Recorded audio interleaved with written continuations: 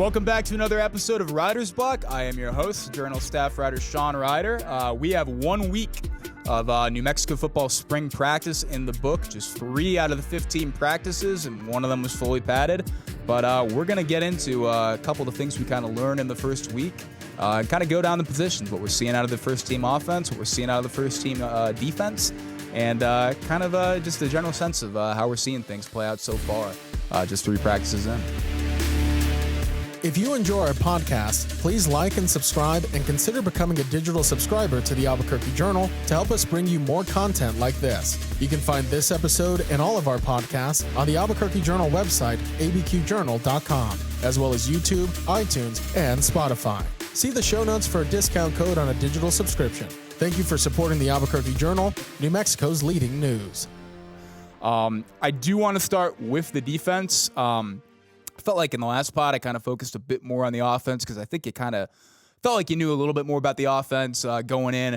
The defense, not so much. You had an idea of how things were going to maybe go out, kind of with the 4-2-5 base they're installing. But, you know, there were a couple educated guesses there to a certain degree. I do want to start with kind of what we've seen in terms of the first team defense. To this point up front, it looks like Gabe Lopez at one of the end spots, Brian Booker, basically a defensive tackle, and then Juwan Singletary, who moved over from the offensive line. If you remember him he didn't appear in a game last season, but he was basically UNM's first team center in fall camp last year. He is now playing defensive line. He asked to move over. Jason Eck said yes, and currently he is on the first team defense in like his first week of basically playing the position. And then Okiki Oluwafunmi, he is at the jack spot for another kind of refresher. That is UNM's boundary end, does a lot at that spot. That is a position that they're going to lean on in terms of being able to keep the defense multiple and versatile as possible.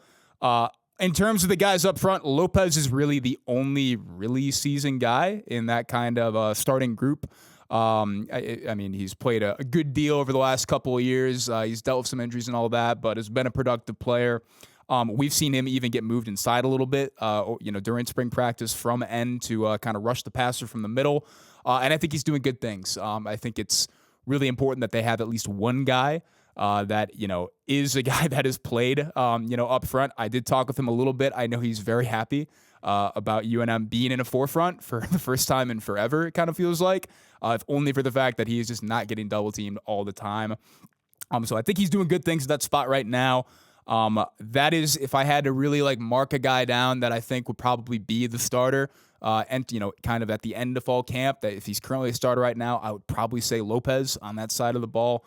Again, just can't overstate how important it is to have a guy that has played a good deal of football and kind of knows what he's doing up front. You do get the idea when it comes to the jack spot at this point that Keyshawn James Newby, the Idaho transfer who had a really big year for them last year, was really, really dynamic rushing the passer, really one of the best pass rushers in all of FCS. You get the feeling that he's probably going to end up as UNM's jack in the long run. He's not healthy right now. I forget the exact injury. Actually, I don't even know it's an injury or I think he's recovering from an off-season surgery. My bad. But I think you get the sense that he's going to be the, probably the jack when he is healthy. With that being said, it is Okiki right now, and I do know, talking to Jason Eck, a little bit about what Okiki has shown so far. He said he's seen some flashes kind of in the first week, and Eck kind of said, there's a pretty strong professionalism about how Okiki and how he goes about things to a certain degree. And that's kind of showing through not just on defense, but on special teams and all that. And, that I think the big thing with Okiki is, he's a guy that obviously transferred in last year from Weber State, did not play a ton of football. Weber State was dealing with injuries. He has the frame. If you've ever seen him up close, he is definitely a big guy. I think it is probably just a little bit more about just continually getting reps. Didn't play it, because of those injuries a ton at Weber State. Was playing a good deal last year, during spring ball and fall camp, kind of tapered a little bit off as he was dealing with some stuff. I believe dealing with some minor injuries and whatnot throughout the season last year. So that's I'm interested to see how this develops with him as the first team jack to this point. And if it is a development to where he is a guy that can threaten Keyshawn James Newby, and or at the very least, be a guy they can turn to if James Newby deals with another injury again.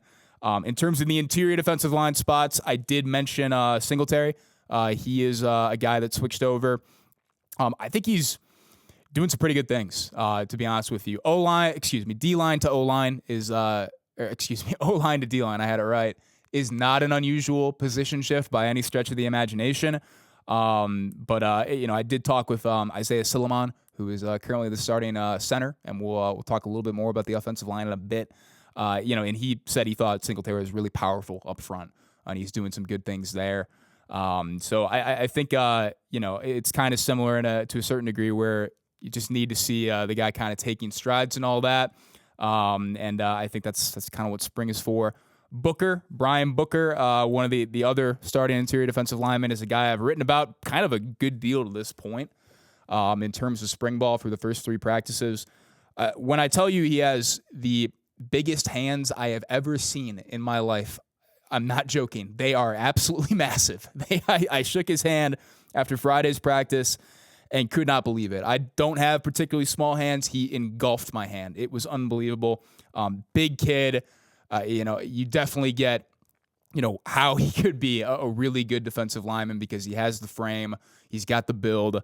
Eck, he mentioned that if you put him in an NFL locker room, he said you think it would probably, to like a, observer, it might be hard to pick out the G5 defensive lineman out of a group of NFL players. And I kind of see where he's coming from on that. I mean, he really does have that quality, anywhere from just the hands to the overall build. I think he's a guy that has really kind of caught my eye over the last week. I think he's still pretty raw. He's coming in from Texas Southern where, he started off playing offensive line. He's played offensive line most of his life, got moved over to D-line. He's still pretty new to D-line to a certain degree. So there's some rawness there, but at the same time, honestly, just really intriguing with what I've seen so far there. And I think there is a pretty high ceiling. And even when you look back at the Texas Southern tape he kind of had, I wouldn't say it was all the way boom or bust or anything like that, but there was something kind of to that quality. I think just, seeing more consistency out of Booker is kind of what you're looking for, at least for the rest of spring and entering fall camp. But I think he's a guy that, if he develops and that process maybe gets expedited by certain things, he's a guy that could definitely, be really effective for UNM going forward up front. I'll move to the middle of the defense. The linebackers won't spend a ton of time here. I don't know if it's totally warranted, if only for the fact that, and that's not a shot at them, but it's similar to what we saw last year. It's Demetri Johnson and Randolph Kapai. They have been the first team linebackers every single day of spring. And I'm really curious to see, if they are kind of just all the way through spring or if there is something kind of different there. Obviously, Jackson Eck, he is out for the spring as he recovers from an offseason surgery. That was the guy I was looking forward to seeing. Did catch up with him a little bit last week. There is a story we put in the journal recently that you should go check out to kind of get his thoughts on transferring to UNM and following his dad there. But in terms of Johnson and Kapai, I think they've been steady. I think they're proven guys in the defense. Really some of the only, like kind of in that Lopez mold where they are some of the only kind of seasoned guys.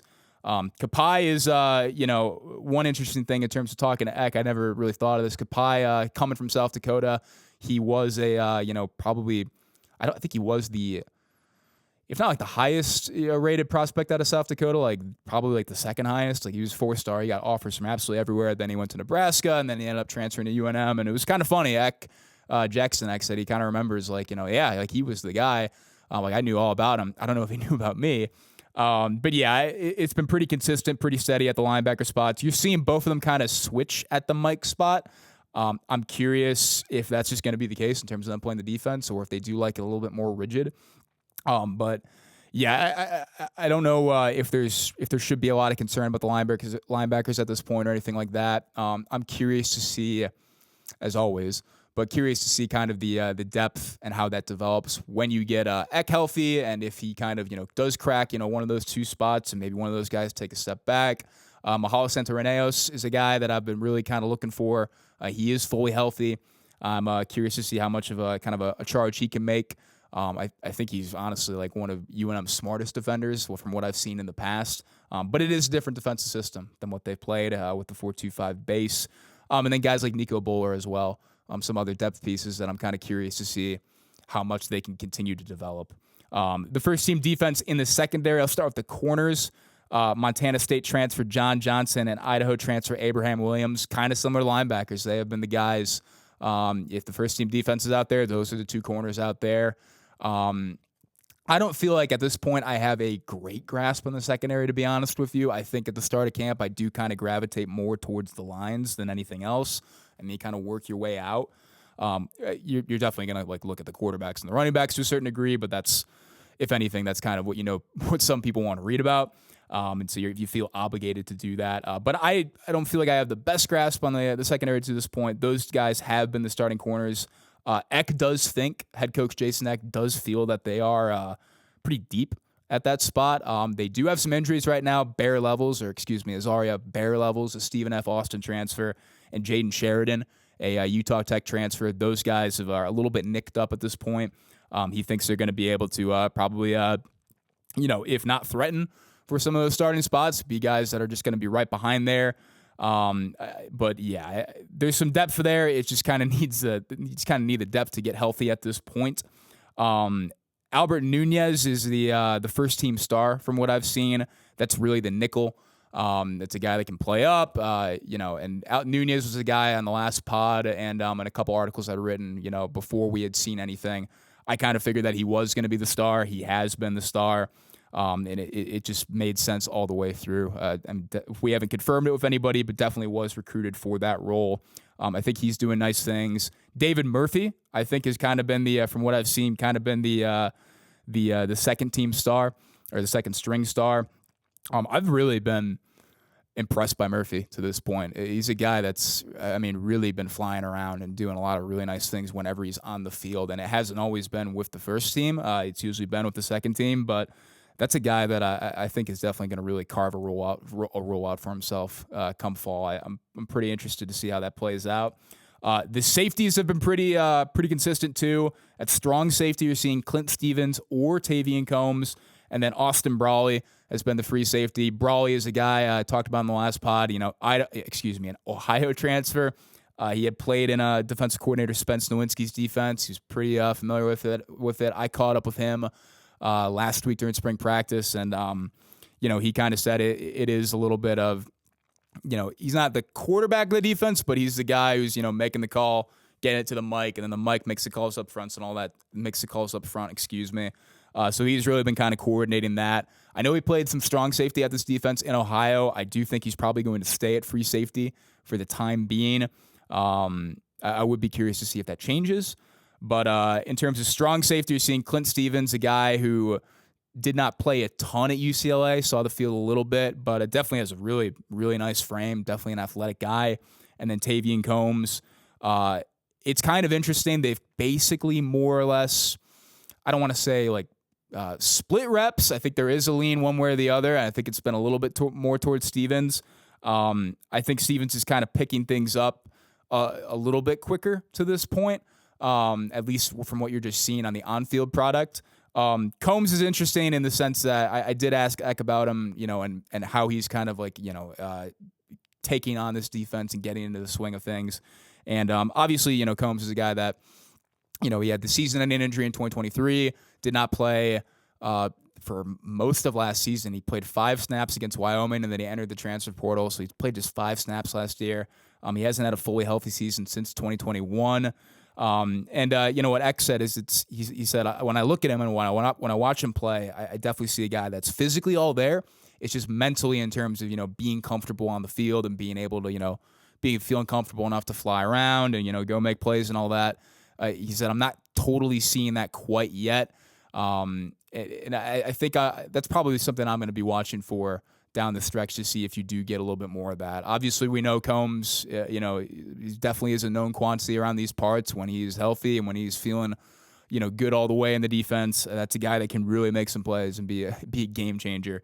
And, one of the better guys, kind of in the upper echelon of the conference in the secondary. So I'm curious to see how that goes. If you can get him to that level, I don't know if this makes this defense, that much better, but it really, really helps. And to just kind of have a guy that, definitely can step up and, be a playmaker when UNM needs it. I'll turn the page to the offense and kind of get back to a headline we put out pretty early last week. Jack Lane missed 2 practices, 2 of the 3 practices. He practiced the first day. Everything looked pretty good. And then kind of came up on the Thursday practice after with a little bit of a sore wing, was held out. X said he thought it was probably just overuse when there was nothing torn, nothing physically wrong there, just was kind of coming up a little bit sore. So they gave him those 2 practices off and, ended up, obviously going to spring break after that too. So I thought, the first day for Lane was pretty good. I thought he did some nice things. I think there is a little bit of, to this point, and it was just one day of practice, so, probably a little crazy to read too much into it. I think there is a little bit too much of, or some part of it where it is a guy like Lane who is really familiar with this offense, has played in it for a bit, knows it pretty intimately, knows the play callers and all that. And it's other people, other players that, for no fault of their own, just don't know it as well because they weren't in the system for 3 years or anything like that. So it does feel like, I did ask Lane about kind of that quality, and he said, it is something where he has to be a little bit more patient, but that was to be expected. And I think you saw a little bit of that quality kind of play out on the first day of practice with Lane out, with kind of the sore wing to this point. James Lobstein has been the first team quarterback for the final 2 practices. I think he's done good things. I was always interested to see, like I said in kind of the last pod, how guys like Lobstein and Emery Floyd, the quarterbacks who were brought in last year, and then Isaiah Chavez, who's been here obviously since 2020. I was curious how these guys would adapt to the kind of the new offense and really take things on. And I think it's been pretty clear that Lobstein has done kind of the best job to this point. I think it is a little bit of an offense that kind of favors his skill set in the way that last year's offense really didn't. But at the same time, when you have a Devin Dampier, you have to kind of, you definitely need to cater things to him. And that's not because he's a bad player. It's just because his skill set is so dynamic that when you have a skill set like that, you need to max it out with the structure of the offense. But I think Lobstein has done some nice things. Eck has been pretty high on him so far too.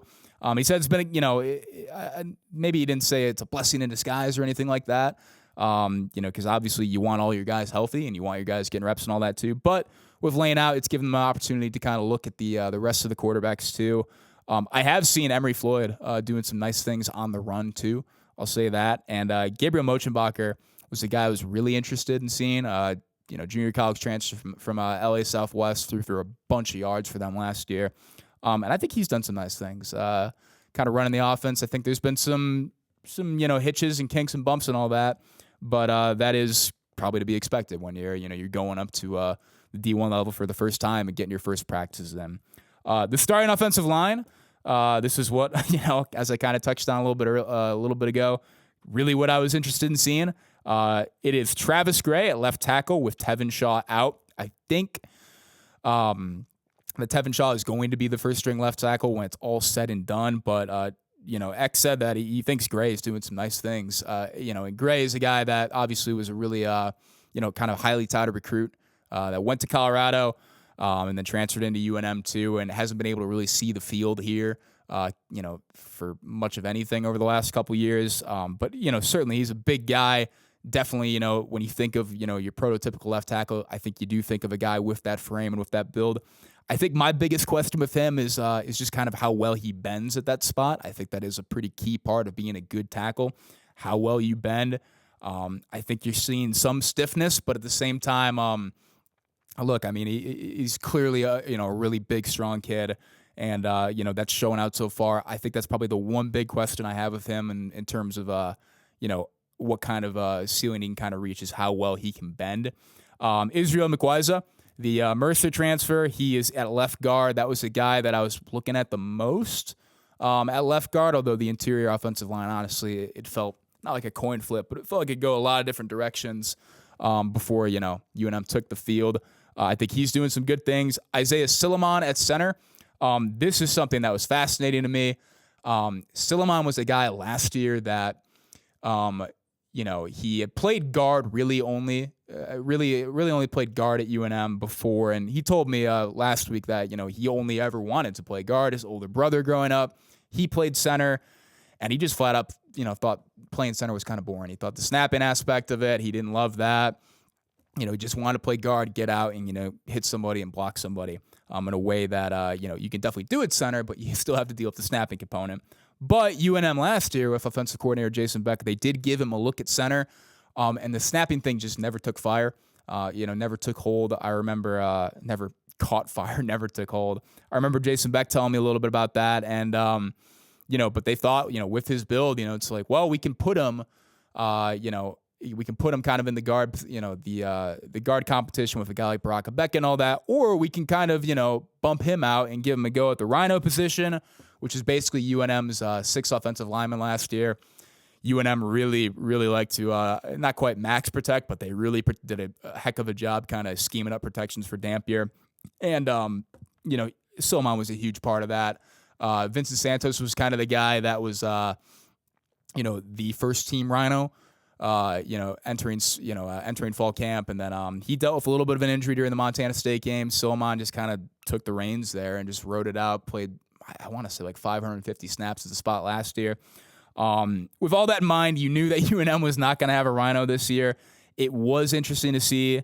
I was interested to see, what Silman would end up doing. You figured he would end up somewhere on the interior, but you didn't know if he was going to be a first-string guy, a second-string guy. And the fact that he's a first-team center has been surprising. But I'll be honest with you. I mean, in terms of watching him, yeah, it makes sense. I did catch up with him, and I kind of asked him, well, you had some of the snapping issues last year. What did you end up changing? And he said he's kind of like snapping the ball sideways. He kind of, from what Eck told me, it was a little bit of both offensive line coach Cody Booth and, Silman both kind of working something out together, whatever is most comfortable, because snapping is kind of like breathing. If you're in a position where you have to really think about your breathing, you're not really in a good spot. And snapping is kind of the same thing. It just has to be really natural, really organic. It's something you can just kind of do over and over and over again. And I haven't seen a bad snap so far. And I think he's a guy that, Silman's a little bit undersized to a certain degree. I think he's 6'1", 320. So undersized a little bit in the height aspect, but at the same time, he's done a really nice job. And he kind of told me that he's really just focusing as a little bit more of an undersized guy, just kind of drilling that technique down. So I'm curious to, see, how much he kind of gets a hold on this position throughout the spring. Cause I know Eck feels good about kind of where he's going so far. Richard Pierce was kind of the one, I don't want to say certainty, but he was kind of the one thing you felt really good about on this offensive line in terms of him playing right guard. He has been the right guard the entire time. I think he'll be the right guard when it's all said and done, entering the season. He's been good as well. Guy that's played a lot. I think he led the team. In snaps last year with the offense, I should say, with 902, 903. So he's been a workhorse, and he's a guy that's shown that he can be a leader, on the line and on the team. And you're seeing that as well. Novell Brown at right tackle has been a little bit of a surprise for me. The tackle depth isn't quite as strong or competitive right now as the interior offensive line depth, and some of that is due to injuries like Tevin Shaw. But I think Brown's done some nice things as well too. And I think and Brown is an Alabama A&M transfer, I should add too. But one thing that is kind of striking to me too is you always ask, guys I think you gotta ask a little bit more to a certain degree, but you always kind of like to start a conversation like, well, what are you seeing? What are you liking? And the amount of guys that have just kind of steered it in the direction, whether it's offense or defense, in the direction where it's like, yeah, I'm really liking what we're seeing out of the offensive line has been pretty surprising. And not quite in it's a position where the on-field product isn't matching up. But there's definitely a good deal of guys that feel good about this line to this point. And I think fans probably should be too. And I think obviously it's open practices. I highly recommend going out and getting a look for yourself too. The running backs, I won't spend a ton of time on the running backs because it feels like we've devoted a good deal to them to begin with. I don't think there's a lean with any of them to this point, to be completely honest with you. I haven't been counting the reps or anything like that, counting the carries or whatever. But I do think it is a system, maybe not a system, but kind of an approach where they want to, have different packages to kind of max out what guys do really well. Obviously, Scott Trey Humphrey is probably, he is kind of the really dynamic power back. That's kind of the background he comes from, playing at Montana State. Deshaun Buchanan at Idaho, That's a guy like really good change of direction from what we've seen so far. The Damon Bankston from Weber State, super good short area burst and all that. When he gets going, I mean, he is really fast. I would probably wager he's probably the fastest back that I've seen to this point. We haven't seen DJ McKinney. Really, he's been banged up, I think, with a little bit of an ankle or foot thing so far. But yeah, the running backs definitely as dynamic as advertised.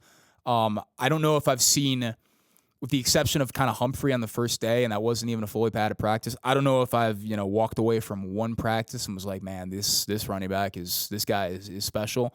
With the exception of kind of that one Humphrey day, but I don't think that's a bad thing either. And I think part of it is it's hard to make yourself stand out in that light. And two, it's not like it's one guy getting the carries over and over and over and over and over again. I will give a shout, Takeshi. I hope I'm not mispronouncing this name. I do not have the pronunciation in front of me, but Takeshi Fupala. He is I think he is the only recruit coming in that was recruited by Broncos staff, former UNM head coach Bronco Mendenhall. He's done some good things. I've really liked what he's kind of brought to the table so far. He's a way bigger build than I thought he would have, and I think he's doing some good things too. So definitely kind of keep an eye out and see if there's a way for him to kind of find the field consistently in that kind of role. I'll shift to the wide receivers too. The big question was, who does UNM really have at wide receiver that can kind of make a difference and be dynamic? Obviously, they lost, really good talents like Ryan Davis and Luke Weissong. Caleb Medford was good as well, and didn't return a ton of guys that with a lot of production. I think Isaiah Blair, the Cerritos Junior College transfer, has probably been the most impressive receiver to this point. You really haven't seen him back down in any situation. He's kind of floated his way up to the first team. And he's a guy that, I know that Eck kind of compared him to Jordan Dwyer, who was the Idaho's leading receiver last year. He's at TCU now, and in terms of the skill set and what they did, but he thought that Isaiah Blair, in the long term, probably had a little bit more yards after catch, or yak, I should say, than Dwyer, and you're kind of seeing a little bit of that too. I really like what he's brought to the table. I think UNM fans should probably be a little bit heartened that one of the guys they're bringing in has been good. I think Sean Miller is doing some good things as well too. I think you still want to see you really want to see him kind of start to control things a little bit more. Michael Buckley is a guy, the first day and really kind of the second day was definitely dealing with some drops and all that too. But he kind of cleaned that up on the first day of full pads. I thought he performed pretty well that day. So just continuing to see him get, more reps and kind of continue to work things out is probably the key there. And then in terms of the depth too, I think Evan Weissong has also done some nice things as well too. So wide receivers, to me, to be honest with you, are still a bit more of a question mark. But I definitely, I do really like what I've seen from Blair to this point. But hey, there are only 3 practices in. We're going to have plenty of time to really kind of get a feel for these guys and what they're about. In terms of tight ends, won't spend a ton of time on them either. The first team tight end that has really kind of stood out to me has been Kean Need, Weber State transfer. This is a guy that is really big when you put pads on him. I mean, he is a big dude, and UNM has had big tight ends for sure. Trace Bruckler was a big guy. Magnus Gears was a huge guy, and Need is really, really imposing in pads, and I think he's done some really nice things as a blocker. I know he was close to getting the Hammer Award, which is basically just this big red sledgehammer with like a UNM logo on it that Eck gives to kind of the player of the practice. And at the end of each practice, I know he was close to it on Friday. It ended up going to Silliman. He's definitely been the guy that's kind of caught my eye the most at tight end. Dorian Thomas, 6'5", Arizona transfer. I think he's done some nice things too. I think he's pretty dynamic as well. But Eck kind of noted, it's like you see, like, when you're working with him up close, like you definitely see how he is was a P4 recruit and all that. But you also see why he, is now at the G5 level where it's, he's kind of needs to, mature a little bit and, clean some things up to kind of reach that potential that, definitely is there at that frame. but just isn't all the way there yet. And then Aiden Valdez, the Campbell transfer, I think he was the guy that I was probably the most curious about heading into spring practice, and I think he's done some nice things. I think he's done some nice things as well too. But yeah, I am going to probably try and get a much better feel for the tight ends and how they're used, kind of going throughout the next couple weeks of spring ball, if only for the fact that, they really value tight ends. They really like 12 personnel, and that's kind of been a staple of the offense for the last couple years. That is kind of all I have in terms of my thoughts and all that too. We will be back in the studio soon. We're going to try and keep doing these on a weekly basis through at least the end of spring ball. Yeah, we're going to try and get a couple guests in here to kind of talk UNM football, and hopefully some members of the program as well too to kind of talk spring practice. But yeah, we're going to try and get this going on a weekly schedule through at least the end of spring practice. But yes, if you need your UNM football fix, we are writing as much as we can and putting out as much content as we can. So please, highly recommend, subscribing to the Albuquerque Journal for said coverage. And I recommend checking out a whole lot of our other podcasts. I believe James Iotis should have a good kind of prep basketball wrap up, and as they kind of transition into the true spring with softball and baseball through Prep Central, his excellent preps pod. And then Jeff Grammer, obviously. Working with Talking Grammar as well too, where they got the NCAA tournament, and they have not played. I think by the time this episode is out, we'll know whether they're making it to the second weekend or not. But yeah, he's been doing really good content with that too. So highly recommend you check out all of our podcasts on here, and subscribe to the YouTube, subscribe to the Journal, and yeah, thank you for listening.